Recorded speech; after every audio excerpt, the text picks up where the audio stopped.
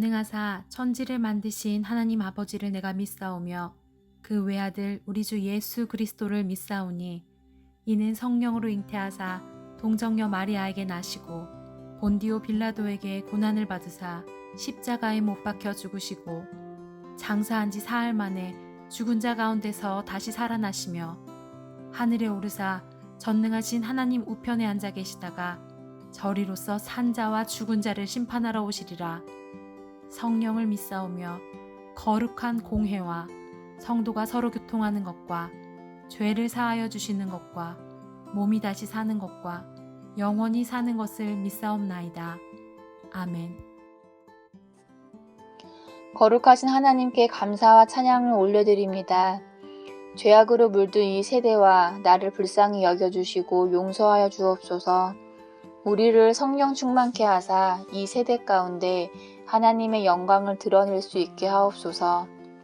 믿지 않는 자들에게 예수 그리스도를 전하는 사명을 감당할 수 있는 능력을 주옵소서. 하나님께서 기뻐하시는 아름다운 교회 공동체를 이루어가게 하옵소서. 플라잉 워십을 통하여 미디어 세상 가운데 하나님 나라를 세워가게 하옵소서. 오늘 선포되어지는 하나님 말씀을 통해 그리스도인으로서의 정체성을 회복하게 하옵소서. 모든 것을 주님께 맡겨드리오며 예수 그리스도의 이름으로 기도드립니다. 아멘.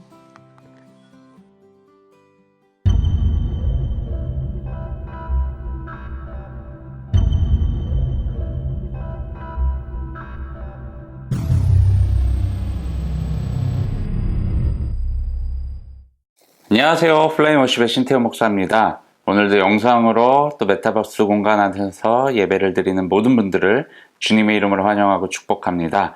오늘도 성경 본문 말씀 함께 봉독하시고 설교 이어가도록 하겠습니다. 오늘 우리에게 주신 하나님의 말씀은 로마서 4장 13절에서 25절까지의 말씀입니다.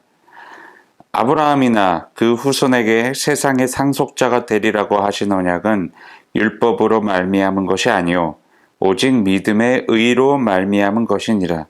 만일 율법에 속한 자들이 상속자이면 믿음은 헛것이 되고 약속은 파기되었느니라. 율법은 진노를 이루게 하나니 율법이 없는 곳에는 범법도 없느니라. 그러므로 상속자가 되는 그것이 은혜에 속하기 위하여 믿음으로 되나니 이는 그 약속을 그 모든 후손에게 굳게 하려 하심이라. 율법에 속한 자에게뿐만 아니라 아브라함의 믿음에 속한 자에게도 그러하니 아브라함은 우리 모든 사람의 조상이라.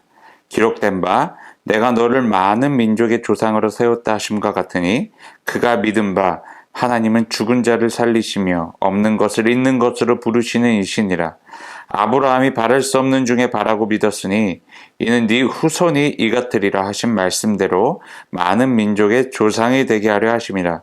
그가 100세나 되어 자기 몸이 죽은 것 같고 사라의 태가 죽은 것 같음을 알고도 믿음이 약하여지지 아니하고 믿음이 없어 하나님의 약속을 의심하지 않고 믿음으로 견고하여져서 하나님께 영광을 돌리며 약속하신 그것을 또한 능히 이루실 줄을 확신하였으니 그러므로 그것이 그에게 의로 여겨졌느니라. 그에게 의로 여겨졌다 기록된 것은 아브라함만 위한 것이 아니요 의로 여기심을 받을 우리도 위함이니 곧 예수 우리 주를 죽은 자 가운데서 살리신 이를 믿는 자니라. 예수는 우리가 범죄한 것 때문에 내줌이 되고 또한 우리를 의롭다 하시기 위하여 살아나셨느니라. 아멘. 여러분, 오늘 본문 말씀에 보면 이제 상속자라는 말이 나오게 되는데, 이 상속자라는 것은 이제 어떻게 보면 이제 쉽게 말해서 부모로부터 이제 유산을 받는 자들을 이제 상속자라고 표현을 합니다. 그럼 유산에 대해서는 어떠한 생각을 좀 갖고 계십니까? 또는 이 유산에 대해서 어떠한 계획을 또 갖고 계신가요? 저는 솔직히 뭐 부모가 되기 전까지는 이 유산에 대해서 별 이렇게 깊이 있게 생각해 본 적도 없고 관심조차 없었던 어떠한 분야였어요. 그런데 뭐 간혹 이 주변에서 이런 이제 유산으로 인해서 형제나 자매들이 막 이렇게 다투는 그런 모습들을 좀 봤는데 그런 모습들을 볼 때마다 참 이해할 수가 없었죠. 근데 이제 제가 부모가 되었어요. 부모가 되고 나서 나는 이 유산에 대한 생각을 조금씩 하게 됩니다. 막 고민을 하게 돼요. 근데 이런 고민이 제가 뭐 부모님으로부터 뭐 어떠한 유산을 받을지에 대한 그런 고민이 아니라 내가 내 자녀들에게, 이제 부모로서 하는 고민, 내가 내 자녀들에게 어떠한 유산을 물려주는 것이 가장 좋을까에 대한 부분이에요. 물론 제가 뭐 받게 되는 뭐 유산에 대해서는 제가 관여할 부분은 전혀 아니에요. 근데 제가 관여해야 될 부분은, 확실하게 관여해야 될 부분은 내가 물려줄 유산이에요. 내가 내 자녀들에게 어떠한 유산을 물려줘야 될지, 이 부분에 대해서는요, 좀 심각하게 고민을 하게 되더라고요. 정말 자녀들에게 가장 좋은 유산은 무엇일까? 뭐 조금 경제적으로 지식이 있거나 관심이 있는 부모들은 이제 자녀들의 이제 미래를 위해서 이제 투자를 좀 많이 하신 분들도 있어요. 자녀들의 이름으로 뭐 주식을 하시다든지, 아니면 뭐 이렇게 은행에 계좌를 만들어서 정기적으로 이제 적금을 부어 주시든지, 뭐 이런 것들을 하고 계시는 부모님들도 있어요. 근데 이런 종류의 유산 말고 정말 자녀들이 이 세상에서 살아가면서 가장 가치 있는, 그리고 가장 소중하게 여길 만한 그 삶을 선택할 수 있게끔, 그러한 삶을 살아갈 수 있게끔 만들어줘야 되는 것이 이 부모의 역할이 아닐까라는 생각을 하게 됩니다. 그렇다면 과연 무엇을 자녀들에게 가르치고 또 물려줘야 될지, 남겨줘야 될지, 이 부분에 대해서 생각을 해봤을 때 정말로 절대로 변하지 않는 거, 그리고 그 자녀들이 어려서 또한 뭐 경험들이 많다 보니까 실수를 할지라도, 넘어질지라도 일어날 수 있는 용기를 가질 수 있는 것, 그리고 그들의 삶이 평온할 수 있도록 해주는 것, 이러한 것들이 어떻게 보면 그들에게 필요한 유산이 아닐까라는 생각을 하게 됩니다. 그냥 눈에 보이는, 손에 잡히는 그 어떤 물질이 아니라 그들의 마음과 그들의 생각을 올바르게 세워줄 수 있는, 그것이 정말 자녀들에게 가장 필요하면서도 소중한 유산이 되지 않을까라는 생각을 해보게 됩니다. 그것이 한마디로 정리하자면 바로 믿음이라는 거예요. 어떠한 믿음이요? 예수 그리스도를 믿는 믿음. 여러분, 수천억 원의 유산을 물려준다고 자녀들이 행복해할까요? 화목할까요? 그리고 또 부모가 정말 열심히 일궈낸 그 큰 사업을 자녀들에게 그냥 물려준다고 해서 자녀들이 행복할까요? 여러분, 참 신기한 게요. 우리 인간들은요, 눈에 보이는 거, 그리고 손에 잡히는 그 무언가가 이제 일정 어떤 조건이 충족이 되었어요. 그리고 어떠한 노력도 없이 이러한 것들이 나에게 주어진다라고 이제 여겨졌을 때 인간들은 욕심을 내게 돼요. 즉 뭐냐면, 부모로부터 이제 유산을 받게 될 때 자기는 그냥 그 부모의 자녀라는 것이라는 그 조건에 충족된 것 뿐이지 뭐 어떠한 일을 벌인 게 아니에요. 이 유산을 얻기 위해서 그냥 자녀이기 때문에 유산이 주어지게 됐어요. 근데 그러고 나서부터 자녀들이 욕심이 생기기 시작을 한다는 거예요. 그냥 자신이 일을 해서 일궈낸 것이 아니에요. 그냥 자기는 태어나 봤더니 누군가의 자녀로서 태어났어요. 그러고 나서 이제 몇 년, 수십 년을 살다 보니까 그 자녀이기 때문에 부모님으로부터 유산을 자연스럽게 받게 됩니다. 근데 여기서 문제가 뭐냐면, 자녀들 입장에서 욕심을 갖게 된다는 거예요.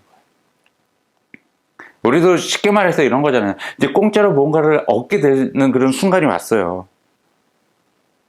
그렇다면요, 그때 감사하는 마음보다는요, 내가 공짜로 얻게 된 것에 대해서 이게 얼마나 퀄리티가 좋은 것인지, 얼마나 많은 양인지를 생각을 하게 돼요.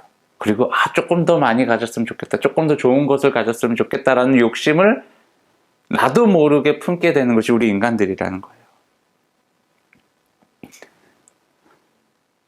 주식을 하시는 분들도 아시겠지만, 주식을 할 때도 그렇잖아요. 막 이제 내가 산 종목이 막 올라가요. 올라가다 보면 막 10%, 20% 막 높게 수익률을 내고 있어요. 그때 막 마음이 초조해하죠. 왜요?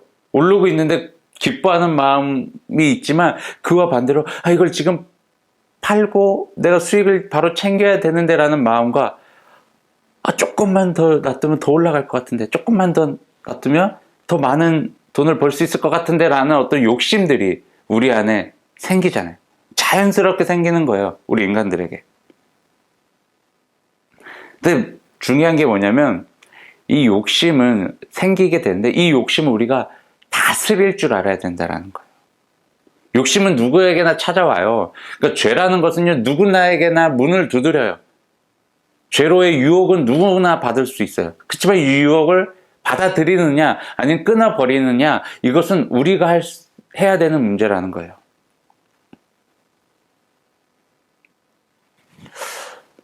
여러분, 부모의 역할이 그래서 자녀들에게 정말 중요하다는 이야기를 하고 싶은 건데,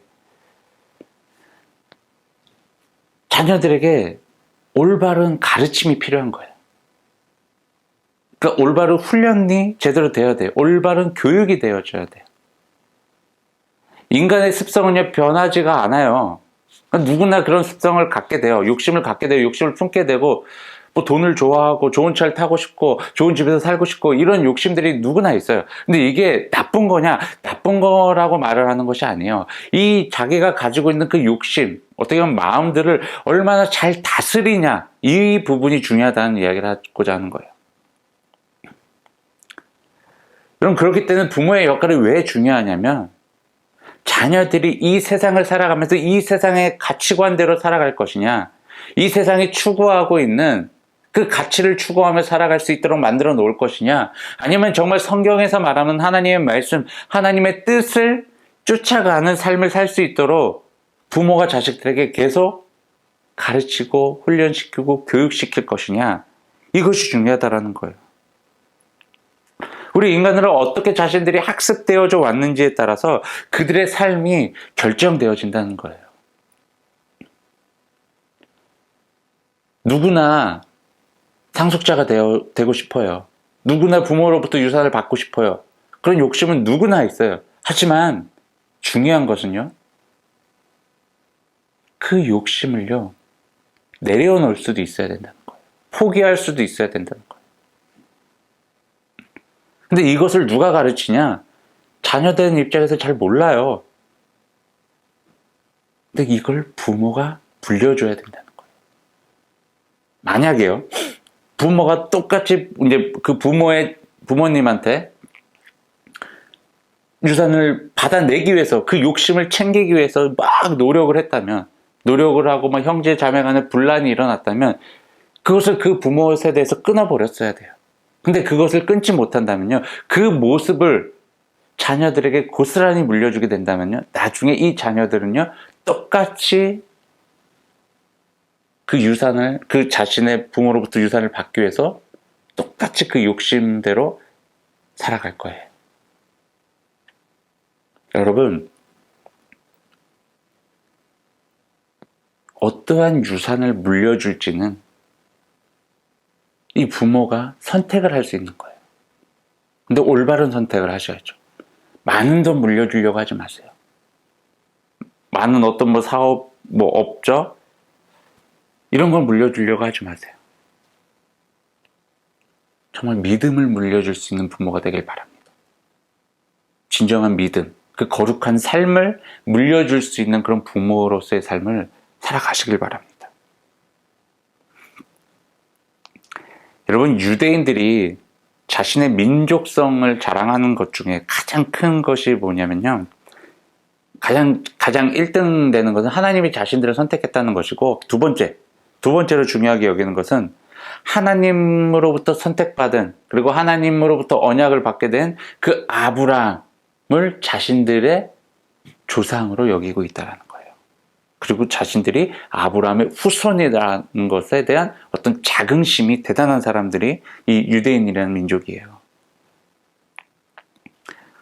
그래서 이 사도 바울이 오늘 본문에 이 아브라함에 대한 이야기를 다시 꺼내 들었는데, 어떤 이야기를 하게 되냐면, 하나님으로부터 선택을 받은 그 아브라함, 유대인들의 어떤 믿음의 아버지, 믿음의 조상이 그 아브라함이 하나님으로부터 약속을 받게 되었는데 어떻게 약속을 받게 되었느냐? 어떻게 하나님으로부터 상속자로서 지명을 받게 되었느냐? 그것은 바로 믿음이라는 거예요. 믿음. 율법이 아니라는 거예요. 즉 어떠한 일을 하고 나서 그 대가로 상속자가 된 것이 아니라는 거예요. 하나님께서 스스로 결정을 하셨다라는 거예요. 자, 아브라함을 딱 보니 좋아, 내가 너에게 약속을 해주겠다. 내가 너에게 언약을 내리겠다. 자, 너는 어떻게 반응하겠냐? 라고 했더니 아브라함은 알겠습니다. 주님의 약속을 믿겠습니다. 라고 아브라함은 믿음으로 그 하나님의 결정에 뛰어들었던 거예요. 그리고 하나님께서는 아브라함과 그 후손들에게 하나님의 언약이 이루어질 수 있도록 하셨습니다. 여기서 말하는 아브라함의 후손들은 누구를 얘기를 해요? 율법을 지키는 자들 뿐만 아니라 아브라함을 믿음의 조상으로 믿고 있는 자들, 아브라함이 하나님 앞에 가졌던 그 믿음을 갖고 살아가고 있는 그런 사람들 전부를 이야기를 하고 있는 거예요. 근데 이제 문제는 유대인들이 자신들만이 선택받았다고 이야기를 하는 거죠. 자신들만이 아브라함의 후손이다 라고 이야기를 하는 거죠. 근데 그게 아니라 아브라함이 갖고 있었던 그 믿음을 가진 사람 누구나 아브라함의 후손이 될 수 있고 하나님의 언약을 이루어낼 수 있는 사람들이다라는 거예요. 아브라함이 갖고 있었던 믿음은요, 어떤 믿음이었냐면 바랄 수 없는 중에 바라고 믿는 믿음이었다라는 거예요. 여러분, 아브라함은 100살이 될 때까지 자식이 없었어요. 자식을 갖지 못하고 있는 그런 상황 속에 있었어요. 하지만 하나님께서 그 전에 나타나셔서 아브라함에게 약속을 하신 것이 있는데 수많은 후손들을 주시겠다라고 이야기를 하셨고 아브라함에게도 명확하게 자녀를 주겠다라고 약속을 하셨어요. 근데 100살이 될 때까지 자신의 아내인 사레가 이제 폐경기에 들어서서 이제 더 이상 임신을 할 수 없는 그런 상황에 놓였었어요. 근데 그럼에도 불구하고 아브라함은요, 하나님께서 아브라함에게 자식을 줄 것이다. 너로 인해서 많은 후손들이 태어날 것이다. 라는 것에 대한 믿음을 굳건하게 지키고 있었다는 거예요. 오늘 본문에서 아브라함의 믿음을 이렇게 표현을 하죠. 20절, 21절 말씀이요. 믿음이 없어 하나님의 약속을 의심하지 않고 믿음으로 견고하여져서 하나님께 영광을 돌리며 약속하신 그것을 또한 능히 이루실 줄을 확신하였으니 아멘. 아브라함은요, 하나님의 약속을 절대로 의심하지 않았어요. 그 믿음을 굳세게 지키며 하나님께 영광을 돌렸습니다. 아브라함은 하나님께서 스스로 약속을 하신 것을 이루실 것임을 강하게 확신하고 있었어요. 여러분, 하나님께서 아브라함에게 행하셨던 그 언약의 방법이 있어요. 언약을 어떻게 이루어내셨는지, 어떻게 이제 아브라함에게 이제 내가 한 말을 꼭 지키겠다라는 것에 대한 어떤 증거로 보여주신 언약의 사건이 있어요. 그게 우리 흔히 말하는 이제 횃불 언약이라고도 하는데, 창세기 15장 17절 18절 말씀해 보면요. 해가 져서 어두울 때에 연기나는 화로가 보이며 타는 횃불이 쪼갠 고기 사이로 지나더니요. 그날에 여호와께서 아브라함과 더불어 언약을 세워 이르시되 내가 이 땅을 애굽 강에서부터 그 큰 강 유프라데까지 네 자손에게 주노니. 아멘. 당시 팔레스타인 지방에서 행해지고 있었던 계약하는 모습을 하나님께서 그대로 보여주셨던 거예요. A라는 사람이 있고 B라는 사람이 있어요. 이제 둘이 이제 계약을 맺어야 돼요. 그리고 계약 조건들이 다 있었겠죠. 그런 조건들이 이제 완성되었다. 이 조건을 우리 서로 약속한 것을 지킵시다. 라는 어떤 그런 의미로 이제 짐승을 하나 놓고 그걸 반으로 쪼갭니다. 반으로 이렇게 쫙 쪼개놓고 A라는 사람과 B라는 사람이 같이 이 쪼갠 짐승 사이를 이제 걸어가요. 왔다 갔다 해요. 이걸로 인해서 계약이 성립되었다라는 것을 이제 의미하는 거예요. 오늘날 같으면 이제 사인하는 거, 각자 이제 계약서 2개에다가 사인하는 거와 이제 같다고 보시면 돼요. 근데 이 이러한 것을 왜 하느냐? 그리고 우리가 오늘날 계약할 때 왜 사인을 해요? 내가 반드시 이 계약을 지키겠다라는 의미에서 사인을 하는 거잖아요. 그리고 당시에도 팔레스타인 지방에서도 쪼갠 두 짐승 사이를 둘이 지나간 것도 A라는 사람과 B라는 사람이 맺었던 그 계약을 서로가 꼭 지키겠다라는 의미로 두 짐승 사이를 지나가 다니는 거거든요. 근데 왜 쪼갠 두 짐승 사이를 지나다녔냐면 만약에 계약을 어겼을 시에는 어긴 사람은 이 짐승처럼 둘로 쪼개질 것이다 라는 어떻게 보면 무시무시한 계약이에요. 그러니까 반드시 이 계약을 지키겠다라는 그런 의도로 이 계약이 이루어지는 것이죠. 근데 이러한 언약을요, 하나님께서 아브라함에게 하셨다라는 거예요.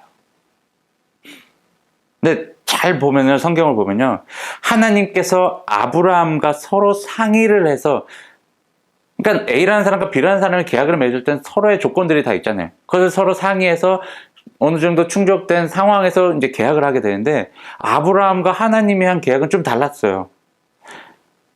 아브라함과 하나님이 서로 상의를 해서 한 계약이 아니었어요. 서로 사인한 것도 아니었어요. 하나님께서 일방적으로 아브라함에게 약속을 하신 부분이에요. 그러다 보니까 짐승을 둘로 쪼갰죠. 근데 그 장면을요, 잘 살펴보면요, 하나님을 의미하는, 하나님을 상징하는 그 횃불만 그 둘로 쪼개진 짐승 사이를 왔다 갔다 했다고 합니다. 지나갔다고 합니다.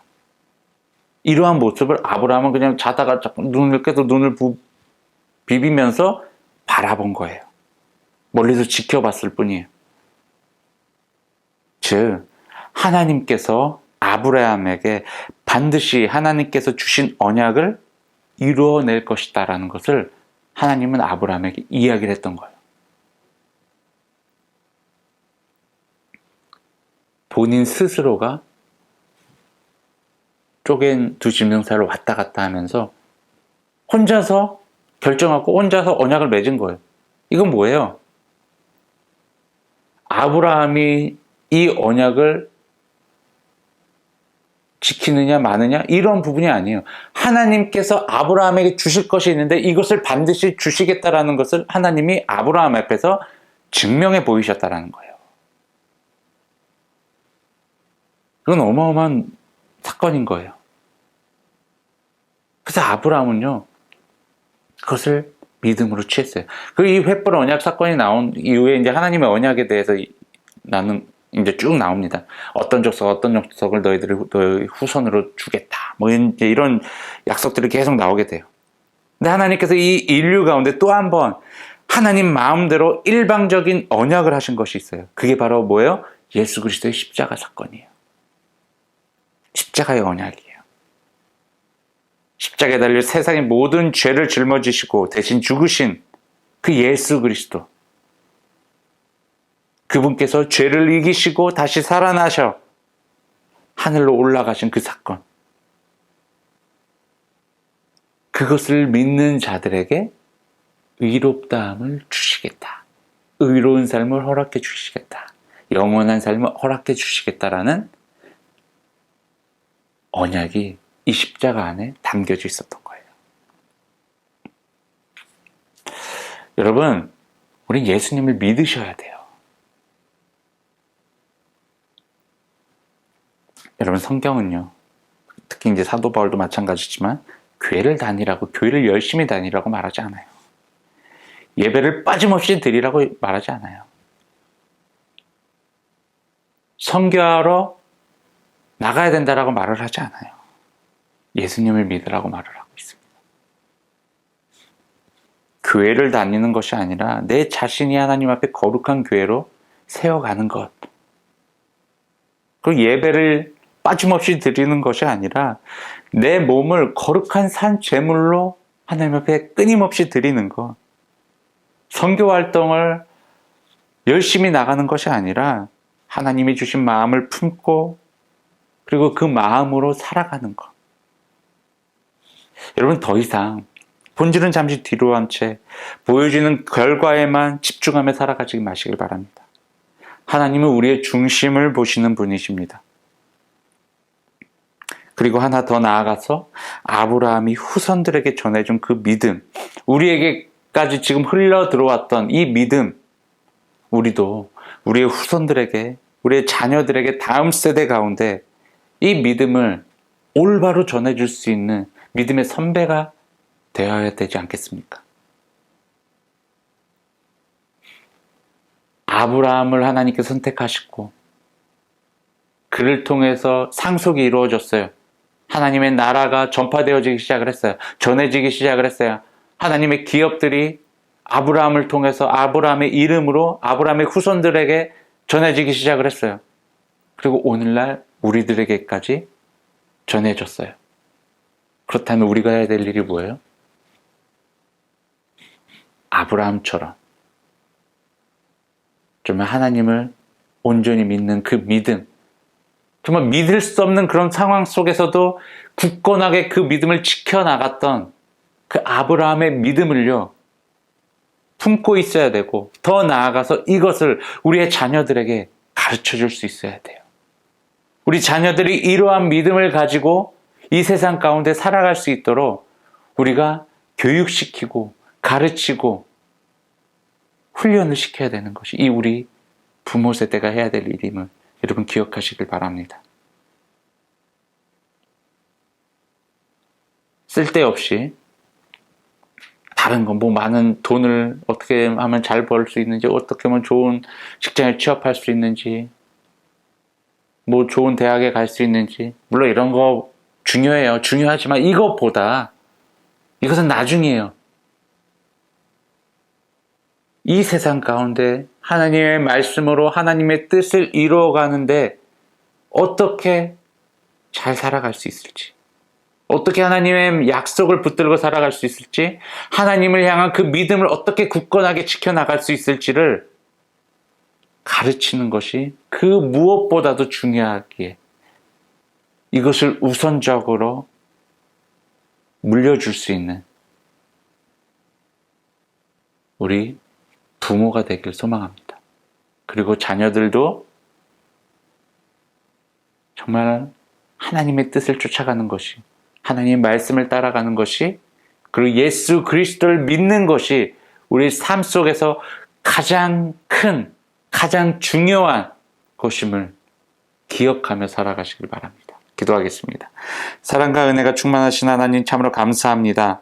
하나님, 우리에게 이 세상을 허락해 주시고 이 세상 가운데 우리가 삶을 살아갈 수 있도록 우리의 삶을 인도해 주시고 또한 이끌어가고 계심을 우리가 알고 감사를 드립니다. 하나님, 이 세상을 살아가다 보니 세상적인 가치관들이 내 안에 들어올 때가 참 많았고 수많은 욕심들이 내 삶을 지배할 때가 많았지만 하나님의 말씀에 기초하여 우리의 마음과 생각을 지킬 수 있도록 성령께서 우리를 다시 한번 붙잡아 주시옵소서. 그리고 성령이 이끄시는 대로 정말 하나님의 뜻을 온전히 이루어 나갈 수 있는 진정한 그리스도인의 삶을 우리가 살아갈 수 있게 도와주시고 또 우리 다음 세대 가운데서도 이 거룩한 믿음을 품고 굳건한 믿음을 갖고 살아가는 다음 세대가 될 수 있도록 하나님 다음 세대를 지켜주시고 인도하여 주시옵소서. 주님, 이 시간 주님 앞에 귀한 예물 올려드립니다. 예물이 드려지는 손길을 주님께서 기억하시고 저들의 삶 가운데 감사와 찬양이 넘치게 하여 주시며 그들의 삶 속에도 하나님의 풍성한 은혜가 이루어지게 하여 주시옵시고 이 물질을 하나님께서 귀하게 사용하셔서 하나님의 이름을 드러나게 하시며 하나님의 사랑 또한 드러날 수 있게 하여 주시옵소서. 이제는 우리 주 예수 그리스도의 십자가의 은혜와 하나님의 넓고 크신 사랑하심과 성령님의 보호인도 동행하심이 아브라함이 가졌던 그 믿음을 갖고 살아가겠다라고 결단한 우리 모든 그리스도인들 위해 지금으로부터 영원까지 함께하기를 간절히 축원하나이다. 아멘.